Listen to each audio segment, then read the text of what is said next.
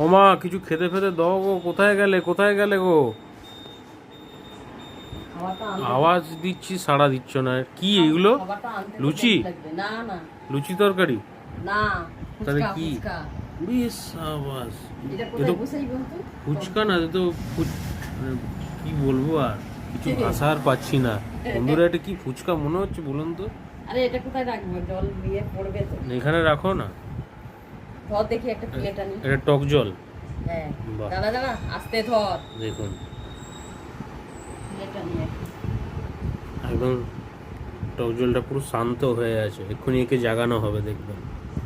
জাগালেই একদম, এমনি শান্ত অবস্থায় যা ঝাঁঝ মারছে বন্ধুরা, কি বলবো, একদম টক গন্ধে পুরো ভরে গেল।